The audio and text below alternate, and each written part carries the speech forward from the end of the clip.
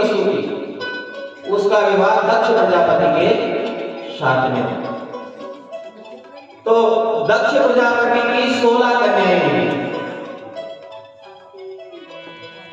जिसमें से 13 कन्याओं का विवाह धर्म के साथ। धर्म की 13 पत्नियां हैं। अब 16 कन्याओं में से 13 पत्नी हो गई धर्म की। कितनी बची? 3 बची। एक कन्या का विवाह अग्निदेव का साथ, जिसका नाम था स्वाहा। 13 नाम तो अभी पहले गिनाए, ये 14वां जिसका नाम स्वाहा था, उसका विवाह अग्निदेव के साथ हुआ। इसलिए जब हवन करते हैं तो स्वाहा, बिना स्वाहा बोले आहुति नहीं देते हैं। और एक कन्या का विवाह जिसका नाम था स्वधा, उसका विवाह पितरों के साथ हुआ।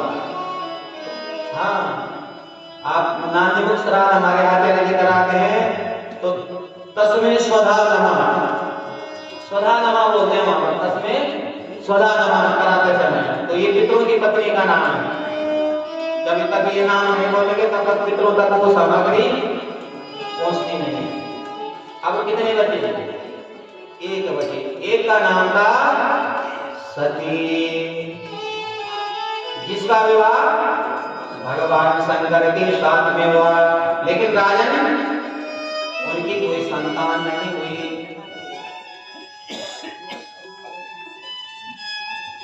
उनकी कोई संतान नहीं हुई। तो मैत्रेय जी से विदुर जी ने, सुखदेव जी से राजा परीक्षित जी ने, और सूत जी से सोनक जी ने प्रश्न किया। देखिए कहां का ये पता चल रही है। परीक्षित जी सुखदेव जी से पूछ रहे हैं, विदुर जी मैत्रेय मुनि से पूछ रहे हैं, और सूत जी से सोनक ऋषि पूछ रहे हैं कि उनकी संतान क्यों नहीं हुई। एक जगह नहीं, कई जगह ये कथा संवाद चल रहा है। तो तब सुखदेव जी ने कथा सुनानी प्रारंभ की। मैत्रेय जी कहते कि विदुर जी, श्रूयतां ब्रह्मश्रयो में सहदेव साग्रया साधूनां ब्रुवतो वृत्तं नाज्ञानन्नं च मत्सरा।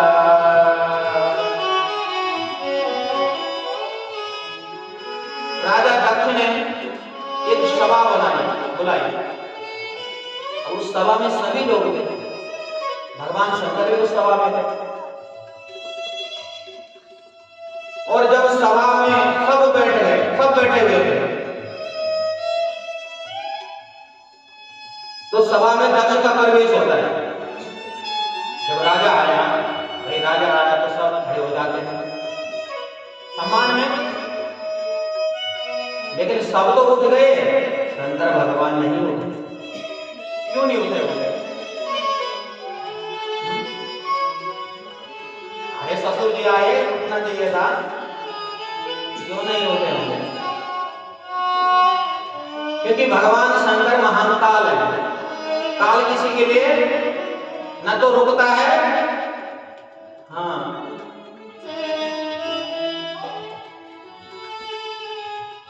तो जब शंकर भगवान को उठते न देखा दक्ष ने,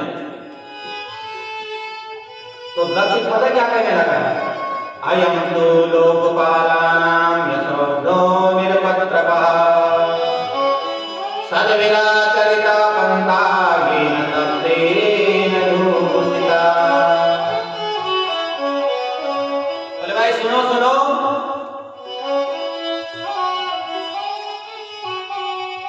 अरे अब तो ये सब शिष्टाचार भी समाप्त हो गया है। अरे ऐसे कुसंग व्यक्ति को, ऐसा कुसंग व्यक्ति बैठा ही क्यों है यहाँ, जिसे कुछ शिष्टाचार भी पता नहीं है? सबने कहा भाई हम कुसंग कौन है? ऐसा कौन है यहाँ पे शिष्टाचार जिसे पता ना हो? अरे बोले तुम्हें ये दिखाई नहीं देता ये शंकर? ये कुसंग नहीं तो क्या है? इसके अंदर तो शिष्टाचार ही समाप्त हो गया। अरे मैंने अपनी बेटी का कन्यादान किया ऐसे, और ये देखो प्रीतावासेषु घोरेषु प्रेत भूत गणेरिता। अरे इनका भूत प्रेतों के साथ निवास है, चिता की भस्म का पाउडर लगाता है, तो कुसंग नहीं है ये व्यक्ति। चिता भस्म विकसताना, ऐसे असभ्य व्यक्ति को इस सभा में नहीं रहना चाहिए। अब बातें बढ़ गई, लेकिन भगवान शंकर कुछ नहीं बोले। ये तो होता है जो जितना बड़ा होता है ना, आज हमारे बीच में कोई बड़ा हो जाए, अरे बोल कैसे दिया मेरे को? हाँ देखो भगवान शंकर जो कालों के काल है ना, लेकिन ऐसे ऐसे शब्दों का प्रयोग दक्ष ने किया, लेकिन भगवान शंकर मौन करे हैं। दक्ष ने इस प्रकार महादेव को बहुत भला बुरे शब्द कहे, इसका कोई प्रतिकार भगवान शंकर ने नहीं किया। लेकिन जब दक्ष का क्रोध और ऊपर बढ़ गया, ऐसा ऊपर चढ़ गया कि साप देने के लिए तैयार हो गया। तो महादेव देवताओं में सबसे बड़ा अधम है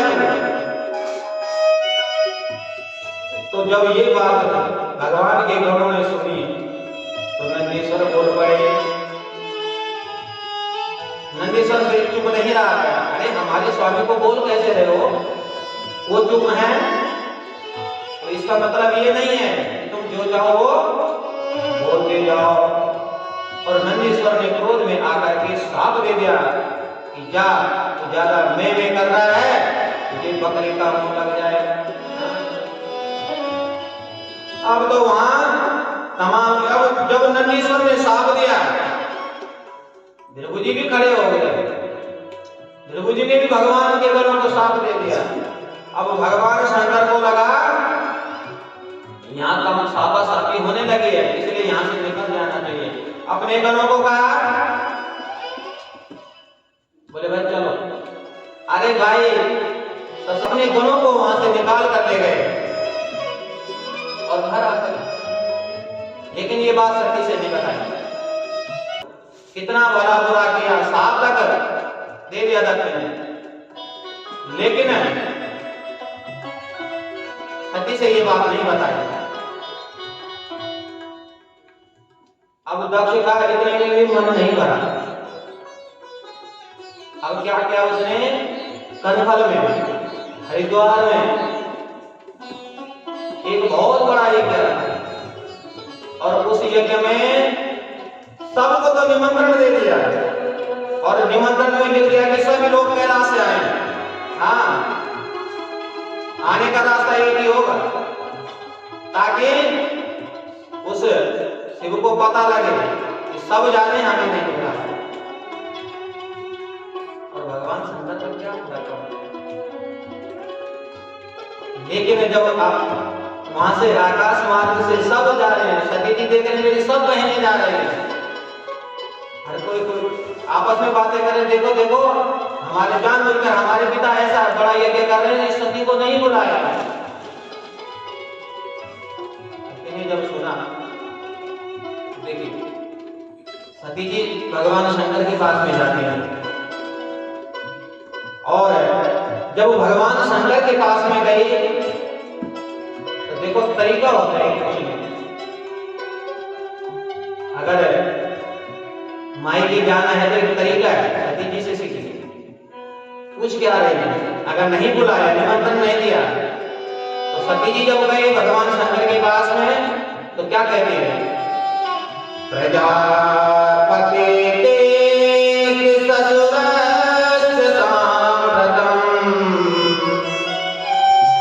निर्यापितो यज्ञ महोत्सवाग्नि वयं च तत्रा विश्रामवामते यदा पितामि विबुधादनन्ति। यार शब्द शैली है, ये नहीं कहा कि मेरे पिता के यहाँ ये क्या हो रहा है, मुझे मायके जाना ना। प्रजापति तत्सुरस्य सांबर। अरे स्वामी जी, आपने सुना है आपके ससुर दक्ष प्रजापति के यहाँ ये तो बहुत बड़ा ये क्या हो रहा है। तो देखिए सती जी और वहां सब जा रहे हैं, हमें भी तो जाना चाहिए। तो भगवान शंकर ने कहा देवी हमारे लिए तो कोई निमंत्रण ही नहीं आया। सती जी कहते महाराज क्या हो सकता भूल गया हो, अरे नहीं पहुंच पाई वो डाक। तो भगवान शंकर ने कहा देखो देवी तदपि विरोध न मान जहाँ कोई, कहाँ गए कल्याण न होई। जो बिन बोले गयऊँ भवानी, रहिऊँ शील सहेऊँ न कानी। देवी देखो ठीक है, हमारे ससुर दक्ष प्रजापति के यहाँ ये क्या हो रहा है, लेकिन बिना बुलाए तो नहीं जाना चाहिए। और जहाँ बिना बुलाए जाओ वहाँ वो सम्मान नहीं मिलता है। बोले महाराज बात क्या है। अरे हम मेरे पिता हैं, आपके ससुर जी हैं, तो नहीं भी दिया उन्होंने निमंत्रण तो हमें तो जाना चाहिए। सुनकर ये जो हो रहा है।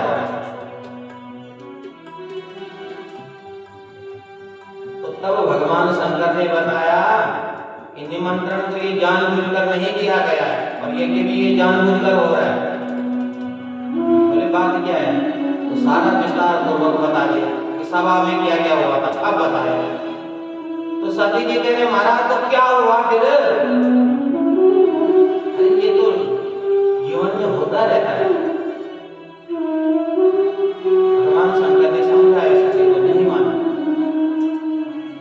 अब लोग यहीं पर कहीं कहीं तो प्रमाण देते, देखो जी शंकर के सती जी के सामने तो शंकर जी की नहीं चली, ये तो प्रमाण बना लिया। लेकिन परिणाम क्या हुआ, पति की नहीं मानी फिर भी चले गए, तो परिणाम क्या हुआ, देह कट गया। इसलिए पूरी चीज जानकर ही प्रमाण बनाए। अब शंकर भगवान ने बहुत समझाया, सती जी नहीं मानी, स्त्री है। शंकर भगवान ने ध्यान लगाया, अब नहीं रोका सती जी को, अपने गुणों को बोला इसे छोड़कर आ जाए। और जब भगवान के गणों ने सती जी को दक्ष के यहाँ कनखल में आए और जब प्रवेश किया, प्रवेश जब किया तो भाई मायके जब बेटी आती है तो कितना उत्सव होता है, मायके में कितना आदर सम्मान मिलता है। लेकिन यहाँ कुछ नहीं। पिता बने जब गई भवानी, दक्ष त्रास काहू न सन्मानी। सादर भले ही मिली माता, भगनी मिली बहुत मुस्काता।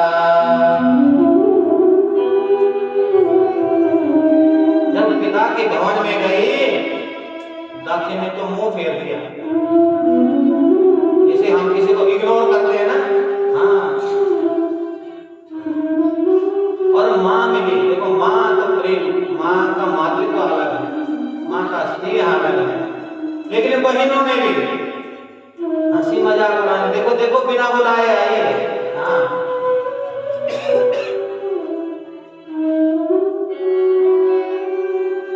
लेकिन जब सती ने देखा वहां सबका स्थान बना हुआ है, सबके लिए स्थान बना हुआ है कि लेकिन भगवान जब शंकर का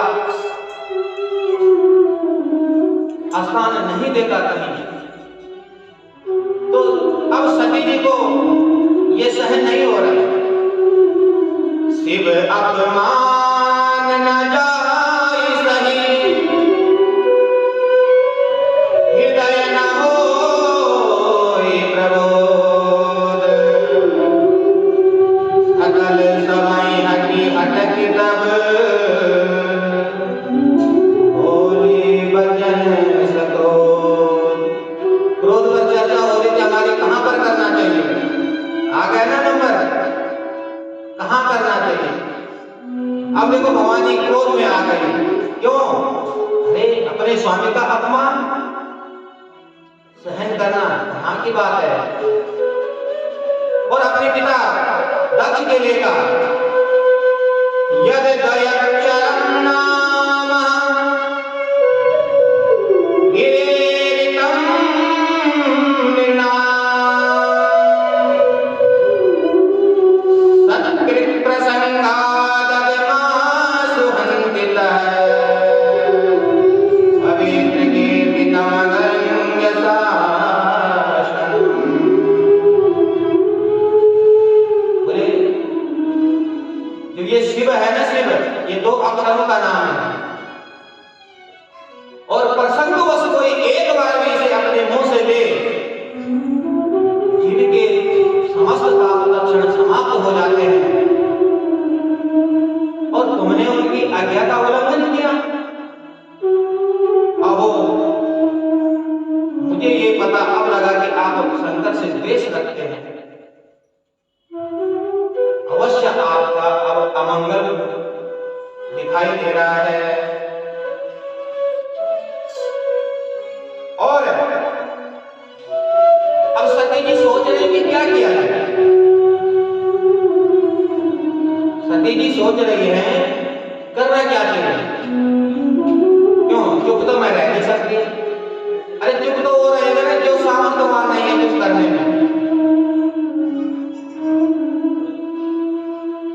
और तुम्हारे पर प्रहार भी मैं नहीं कर सकती, क्यों? तुम मेरे पिता हो।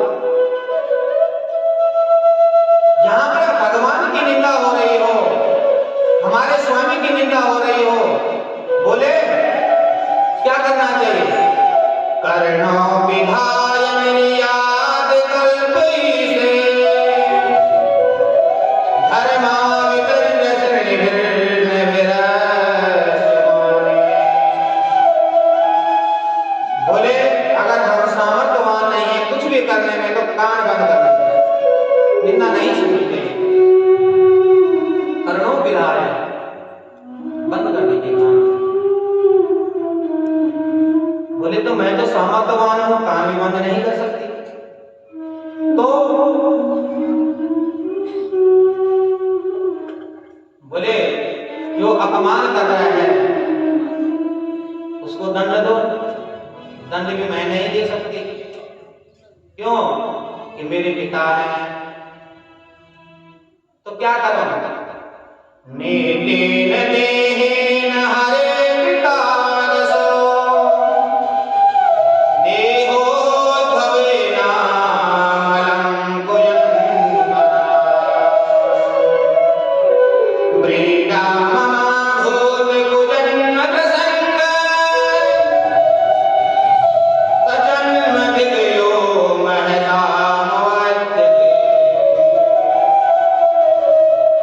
आप भगवान शंकर से अपराध करने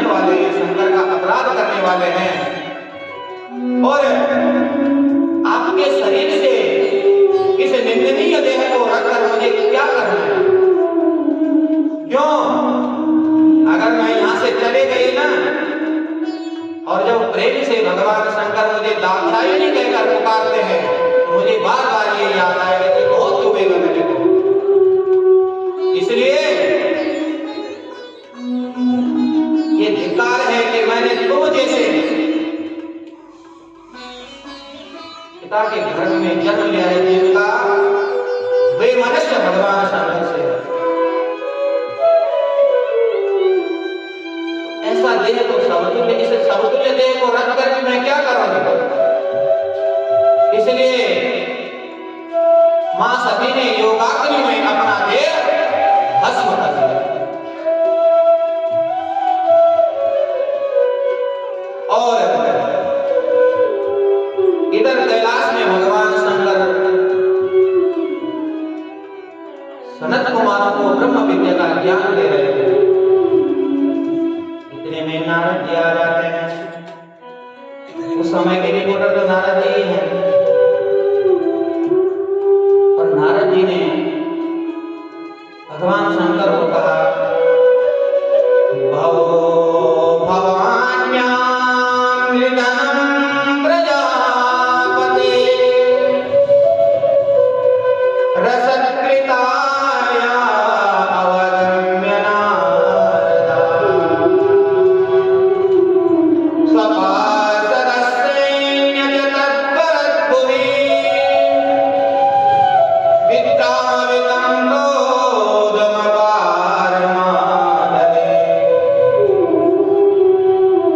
महादेव जी ने जब देवर्षि नारद जी के मुख से सुना कि अपने पिता के दक्ष से अपमानित होने के कारण देवी सती ने देह का त्याग कर दिया, तो अपने जटाओं से एक जटा में पटकी जमीन पर और उससे वीरभद्र प्रकट हो गए। और वीरभद्र कैसे हैं? हराव दृष्टो ज्वलदग् विमोदजात् कपालमाली विबुधोऽप्यमायुलः। और वीरभद्र को आदेश दिया, बोले दक्षम सयज्ञम जही जाओ, दक्ष को यज्ञ सहित खत्म कर दो। अब तूफान बनकर वीरभद्र